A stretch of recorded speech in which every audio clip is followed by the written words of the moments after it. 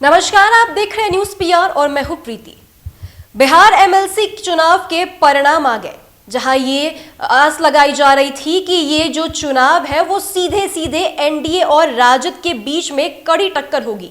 लेकिन जो चुनाव के परिणाम आए वो बेहद चौंकाने वाले थे, क्योंकि जहां 24 सीटों पर टक्कर एनडीए और राजद के बीच में मानी जा रही थी, वहीं 4 निर्दलियों ने जीत करके सभी को चौंका दिया।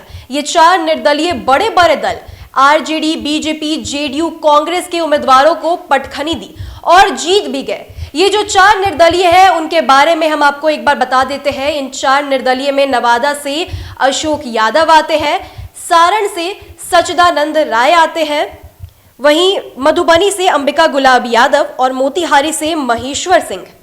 अब ये 4 निर्दलियों ने एमएलसी चुनाव जीत लिए हैं और एमएलसी बन भी चुके हैं। लेकिन अब जो खास चर्चा चल रही है बिहार के राजनीतिक गलियारे में वो ये है कि ये 4 निर्दलीय एमएलसी अब किनके साथ जाते हैं।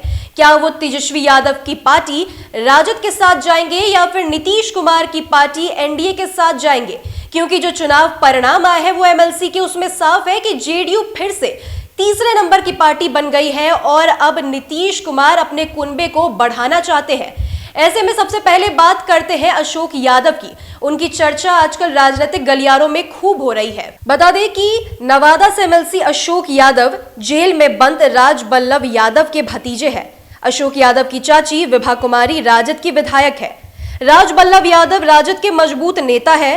उन्होंने एमएलसी चुनाव में अपने भतीजे के लिए एमएलसी का टिकट मांगा था, लेकिन राजद ने नवादा से दूसरे उम्मीदवार को टिकट दे दिया, जिसके बाद ये कयास लगाए जा रहे थे कि राजबल्लभ, जो कि राजद से एक मजबूत नेता है, वो नाराज चल रहे थे।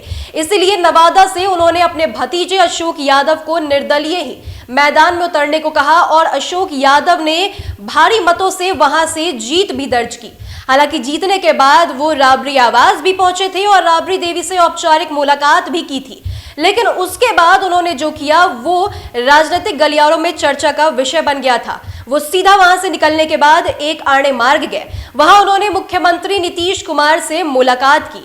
मुलाकात करने के बाद उन्होंने नीतीश कुमार की तारीफों के पुल बांध दिए, जो कि तेजस्वी यादव के लिए एक चिंता का विषय है। उन्होंने वहां से निकलने के बाद कहा कि मैं नीतीश कुमार के विकास कार्य से बेहद प्रभावित हूं और बिहार की जनता से भी प्रभावित हूं।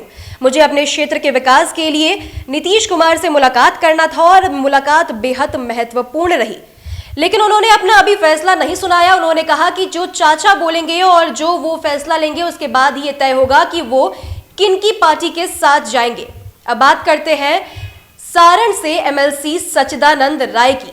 सच्चिदानंद राय दूसरी बार वहां से एमएलसी चुनाव जीते हैं। पिछली बार वो बीजेपी के टिकट से चुनाव लड़े थे, लेकिन इस बार बीजेपी ने उन्हें टिकट नहीं दिया, बल्कि उनकी जगह धर्मेंद्र को बीजेपी के बतौर उम्मीदवार के तौर पर उतारा।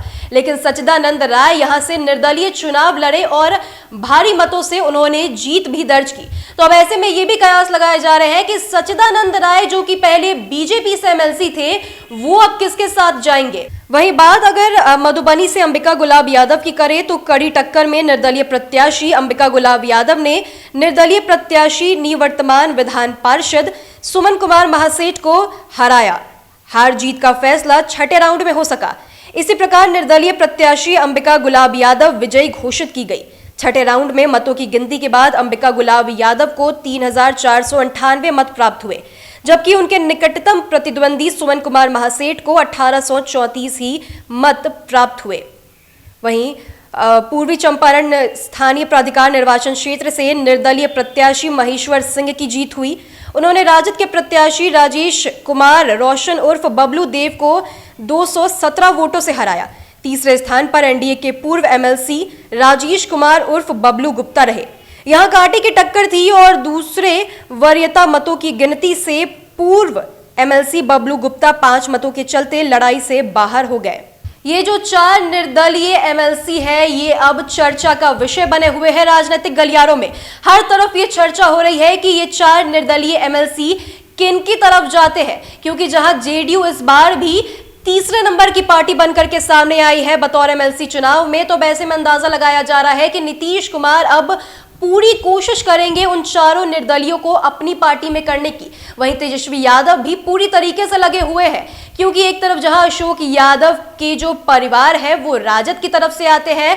अशोक यादव ने बतौर राबरी आवाज जाकर उन लोगों से मुलाकात भी की थी, लेकिन उसके बाद वो नीतीश कुमार से भी मिले थे।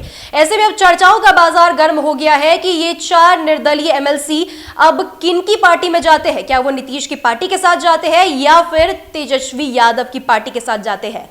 उन तमाम खबरों के लिए आप बने रहे न्यूज़ पीआर के साथ और हमारे चैनल को सब्सक्राइब जरूर कर लें। साथ ही इस वीडियो को लाइक और शेयर भी करें। धन्यवाद।